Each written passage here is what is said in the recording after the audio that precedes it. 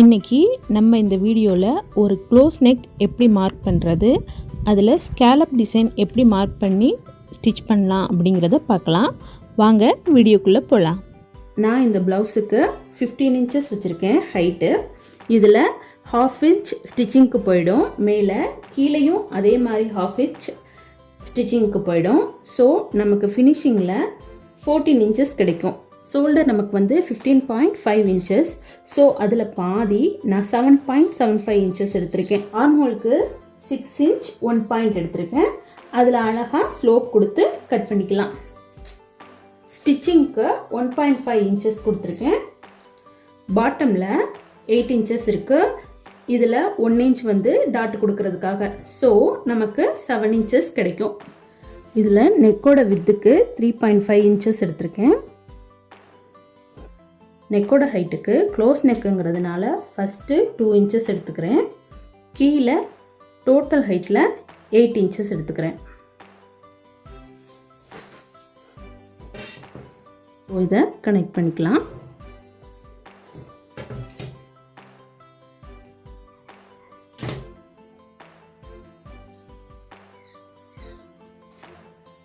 கீழேருந்து 1.5 இன்ச்சஸ் வச்சுக்கிறேன்.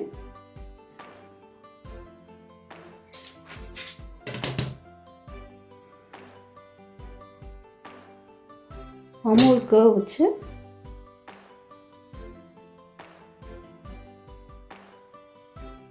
Close நெக்கை complete பண்ணிக்கலாம்.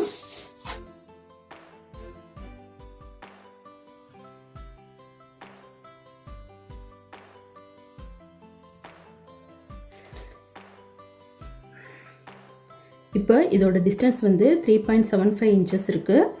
இதை 3ஆக டிவைட் பண்ணிக்கிட்டோம்னா நமக்கு ஒவ்வொரு இதுக்கும் 1.25 இன்ச்சஸ் வரும். ஸ்கேலப் டிசைனுக்காக இப்போ ஒரு பேப்பர் எடுத்திருக்கேன்.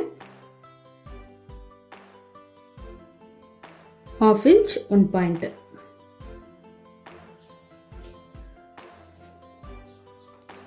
இந்த பக்கமாக 1/2 இன்ச் வச்சுக்குவோம். இப்போ இது ரெண்டையும் அழகாக ஜாயின் பண்ணிடுங்க.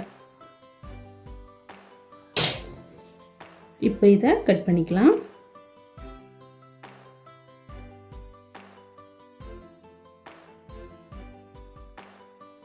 இதை 3 பாயிண்டாக பிரிச்சுக்குவோம்.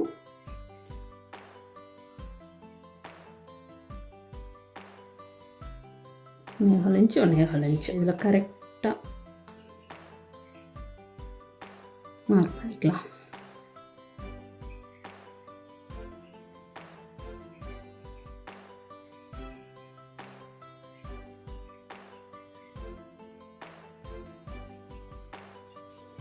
அவ்வளோதான். இப்போ இதே டிசைனை நம்ம இந்த கேன்வாஸ்லையும் வரைஞ்சிக்குவோம். இப்போ கொஞ்சம் கேப் விட்டு இதை அழகாக கட் பண்ணி எடுத்துக்கலாம்.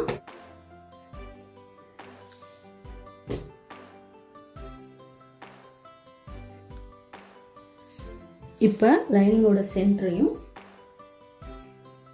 கேன்வாஸோட சென்டரையும் ஒன்றா வச்சு அப்படியே அயன் பண்ணி எடுத்துக்கலாம்.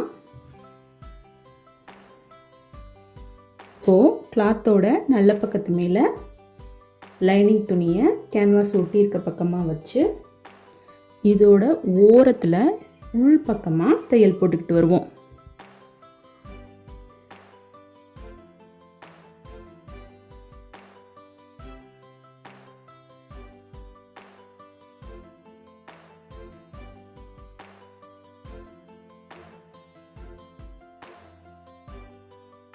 இப்போது இதை உள் பக்கமாக கொஞ்சமாக இடைவெளி விட்டு கட் பண்ணி எடுத்துக்கலாம்.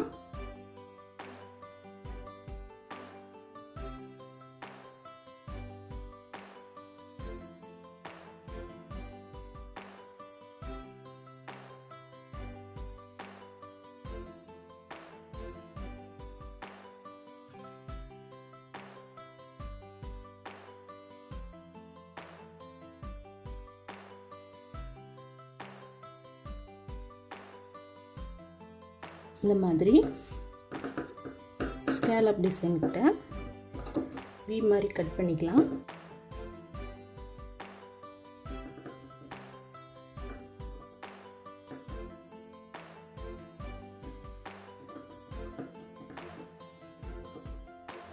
இப்போது ஒவ்வொரு இடத்துலையும் தையல் போட்டிருக்க இடத்துல இதோட எண்டு வரைக்கும் நம்ம லேசாக கட் பண்ணி விடணும். ஆனால் தையலில் கட் பண்ணிடக்கூடாது. அப்போ தான் திருப்பி விடும்போது நமக்கு அழகாக ஃபுல்லாக திருப்பிட்டு வரும்.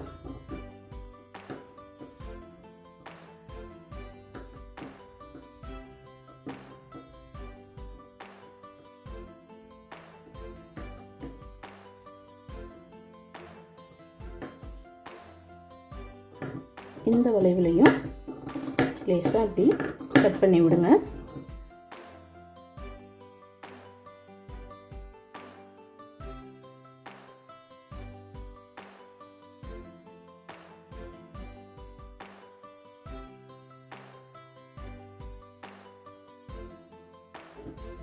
இப்போது லைனிங்கை உள் பக்கமாக திருப்பி கழுத்தை மடிச்சுக்குவோம்.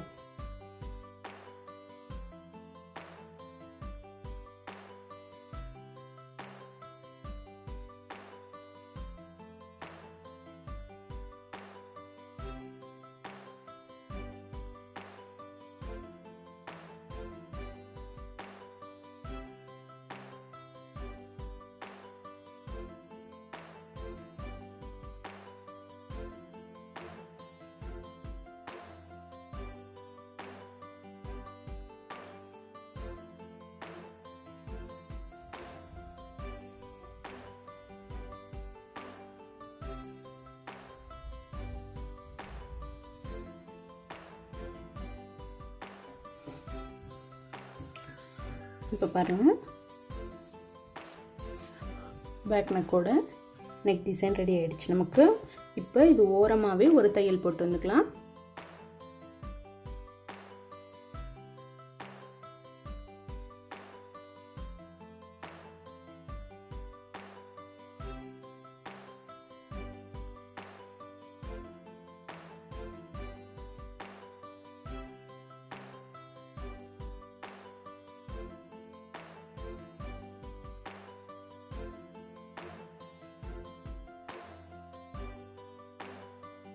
இப்போ லைனிங்கை சுற்றியுமே ஒரு தையல் போட்டுக்கலாம்.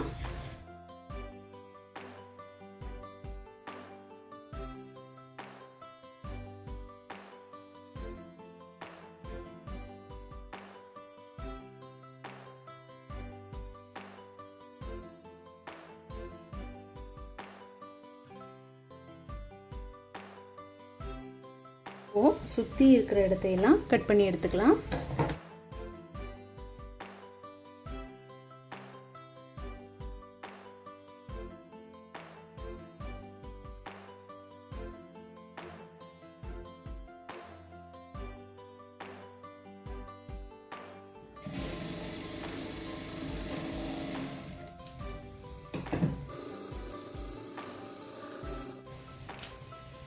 அவ்வளோதான், பேக் பார்ட் ரெடி.